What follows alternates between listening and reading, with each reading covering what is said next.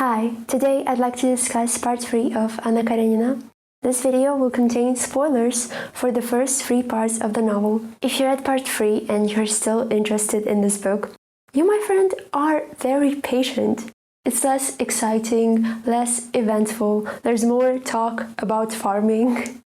For some reason, I feel like Tolstoy enjoyed writing this sort of chapters more than the chapters most of us are interested in. If you like to have clear-cut answers, if you care more about the result than about the experience, Tolstoy is not your guy. He takes us on Levin's journey, and he has no idea where it leads. Maybe by the end of it we'll arrive at some sort of conclusion. Maybe not. Writing characters with a defined ideology is easy. The readers know what they're getting into. Levin is much more complex and confused than that. What I love the most about him is the fact that he tries to be brutally honest with himself. And when you're honest with yourself, it's easier to find your blind spots and mistakes. It also complicates things. Remember when Stiva was at the horse races in part 2? This is Anna's past and Levin's present, as far as I know. Nabokov even had a whole theory about it, how time moves faster for couples and slower for singles. Let's talk about Levin and his half-brother Koznishev. They have very different opinions on education. Levin thinks that peasants don't need schools, because most things they would learn there are useless. Tolstoy himself wrote in an article that the upper class doesn't understand the needs of the peasants, that education would distance them from their true nature. Education should meet their needs, so the upper class should understand them first and then try to teach them something. Koznishev thinks that peasants need education, that it can free them, and Levin can help them, but doesn't, because it's difficult and he's lazy. The main difference between the two brothers is that one of them is interested in the common cause and the other one isn't. Levin and Koznishev have different perceptions of the country life.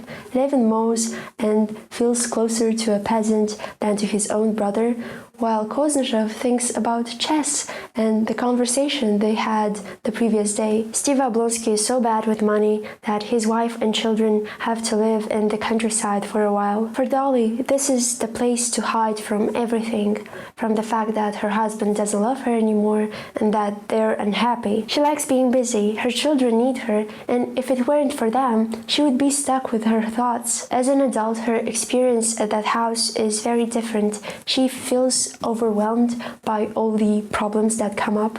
Thankfully, the nurse takes care of everything. Another instance where a lower rank person is better equipped for life than a higher rank one. Dolly tries to convince Levin to forgive Kitty and give her another chance. Men have more freedom than women, they can choose whoever they want, while women can only say yes or no to a proposal, and that's it. Levin was away, Vronsky was right there, she saw him every day. Levin doesn't want to talk about it, but at the same time, he does. It's the same as if your child were dead and you were told he would have been like this and that, and he might have lived and you would have rejoiced over him, and he's dead. I think that this comparison is a little bit unfair. I mean, Kitty is alive and single and Levin still loves her. The only thing that's stopping him from talking to her is his own pride. Remember when in part 2 Levin saw a chariot in the sky? Well, now, in part 3, he sees Kitty in a carriage, bright and thoughtful, all filled with a graceful and complex inner life to which Levin was a stranger. She looked through him at the glowing sunrise. The symbol of the sun from part 1 when they meet at the skating ring comes up again. Levin's relationship with the peasants is complicated. On the one hand, he loves them and wants to live like them, and on the other, they're not as hardworking as he would like them to be, and they don't care as much about farming now that they have a choice. When he himself works alongside them, they always give him the easiest parts, yet he finds it very challenging. Levin's chapters start with his brother Sergei and end with his brother Nikolai, the communist. According to him, Levin only pretends that he doesn't exploit the peasants, that there's an idea behind it. If they were honest with each other, the only thing they would talk about is death. I think that these chapters were the most beautiful ones in this part.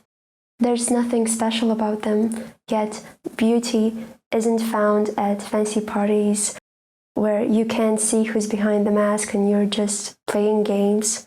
But here, in hidden conversations about the inevitable end, interrupted by childhood memories about pillow fights. Now let's move on to the chapters about Karenin, Anna, and Vronsky. Karenin's last name comes from the Odyssey.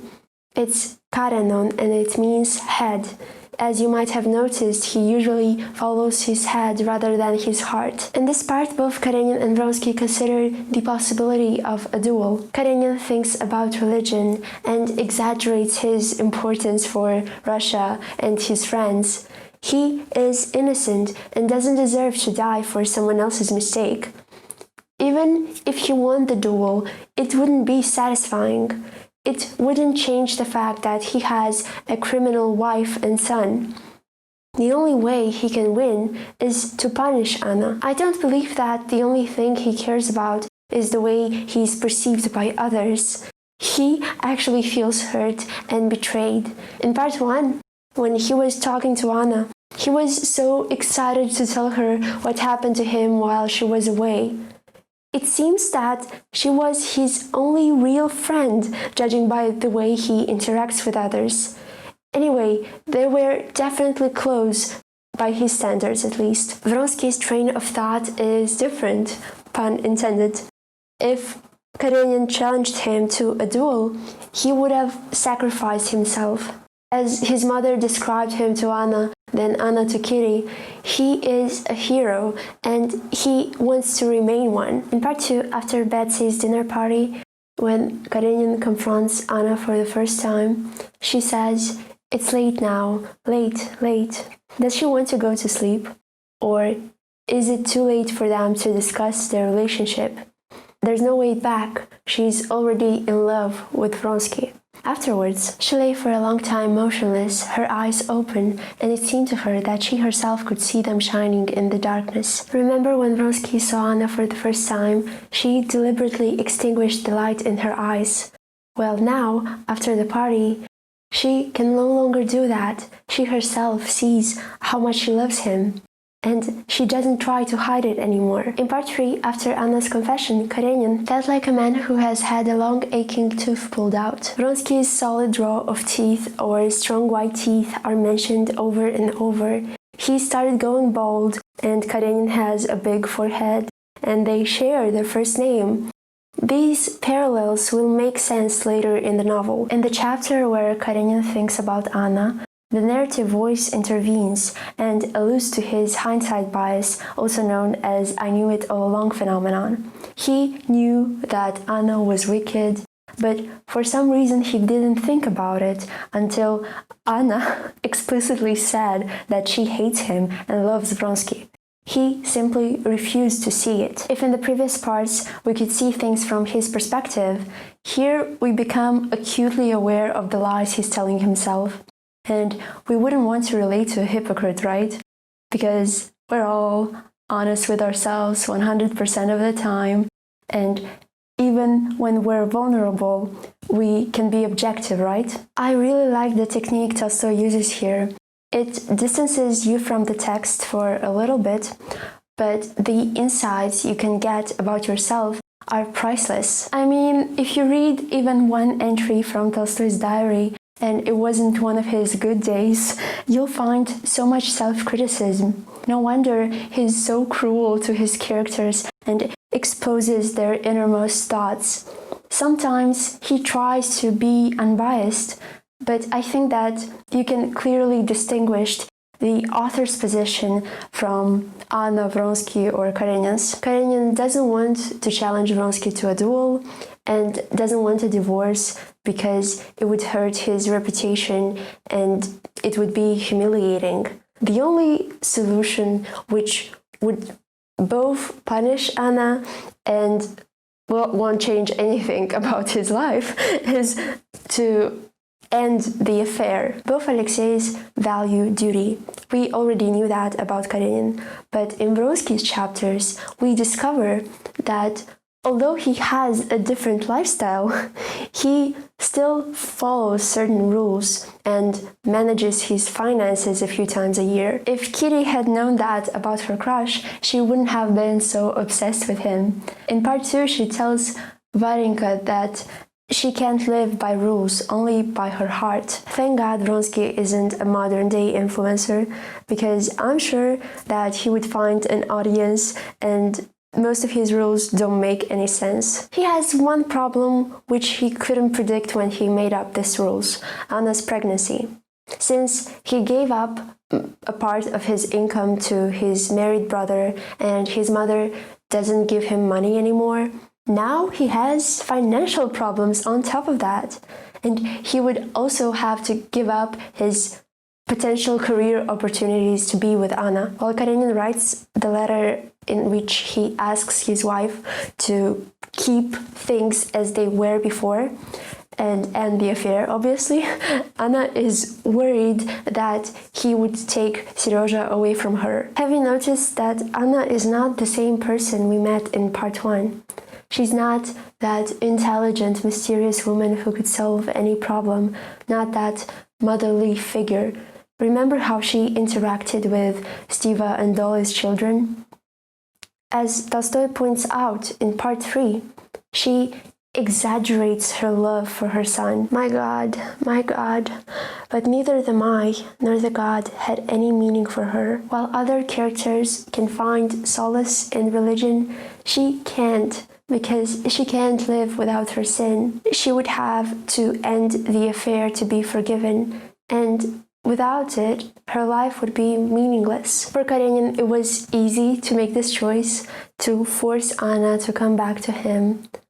She must help him eradicate the cause of their fight, otherwise both she and her son will suffer the consequences. Life would be almost the same for him because he doesn't mind pretending. It's ironic that Anna criticizes him for it, although she has been living the same lie, more or less. After reading Karenin's letter, Anna decides to go to her friend Betsy Trskaya. There she wouldn't have to come up with things to do. By the way, Betsy is short for Elizabeth, or the Russian version, Елизавета. Unlike Karenin and Levin, Anna can't turn to work to forget about her problems. It's funny that one of Betsy's guests asks her how she manages to never get bored. And Karenin's rival says that work is the best cure for boredom. Is Tolstoy implying that Anna wouldn't have all these problems if she were busy doing something of value? Well, for him, something of value would be taking care of the house or the child. Being a part of the high circles of St. Petersburg, flying became second nature to Anna. The conversation between her and Betsy is so funny because they pretend to be talking about the other two women and their affairs while they're actually talking about Anna and Vronsky. When she talks about them, Betsy implies that Anna can go against the norm, but she should know how to do it. One of the women starts smoking, and later we'll see another woman smoke. And I'm not sure if it's meant to represent her morals or rebellion or something. I've heard that some women smoked in the 19th century, but I don't think that it was a common thing. For the upper class of St. Petersburg, adultery is not a problem. It is only important to keep the outward appearances and not take what's happening too seriously. A love affair that isn't public is completely fine. Anna's problem is that she takes things too seriously. It's not just an adventure for her. It's not something that she can hide under the rug. Her love for Vronsky is the only thing she has, besides her love for her child, of course, and this is unacceptable. Remember how I mentioned that for Anna the high society of St. Petersburg was divided into 3 parts? Well, for Vronsky it is 2 parts. One of them is old-fashioned and ridiculous, believes in stupid things like marriage and paying one's debts, and the other one is a passionate and hedonistic bunch. In part 1, I didn't mention Baroness Shilton, Petritsky's lady friend, but as you probably remember, she is wearing a lilac satin dress in that scene. Kitty wanted Anna to wear this color at the ball, but Anna wore black instead. Then Kitty's mother was wearing this color at the German spa. As you can probably see, this color is linked to domesticity. Now, it might seem strange that the Baroness is wearing lilac because she is cheating on her husband and she complains that he won't give her a divorce, but she fits in with the latter group described by Vronsky, so there's no contradiction when it comes to her. Anna says that she wants to know others as well as she knows herself, but the reason she wants it is to find out if she's better or worse than others. For a second, it seemed that she cared about someone else except herself, but then she became self-centered once again. Even when it comes to Vronsky, she never thinks about him as a separate person, but only in relation to herself. She thinks that she's a burden to him, that he doesn't love her anymore, etc., etc. There was one line which I'm not sure I interpreted correctly. She thinks that she's a burden to him, that she can't offer herself to him. Offer figuratively or literally? Maybe both. After his conversation with an old friend who has a successful career, Vronsky goes to see Anna and she shows him the letter from Karenina and tells him that everything must remain as it is. When Anna cries in front of Vronsky, he himself wants to cry because he is the reason she is so unhappy and he can't do anything about it. In this respect, he is superior to Karenina. Instead of trying to suppress his feelings, instead of trying to hide them even from himself, he actually sees Anna and acknowledges her suffering. At the end of this part, Anna returns to St. Petersburg as her husband told her to, although she won't have to fulfill her wifely duties anymore. I think that it's pretty obvious that no matter how much Karenina wants things to go back to normal, it's not likely to happen. At least when they're face to face, Anna doesn't hate him as much. And that's it for today. I hope that you enjoyed this video. If you did, don't forget to leave your thoughts in the comments. Thanks for watching. Bye!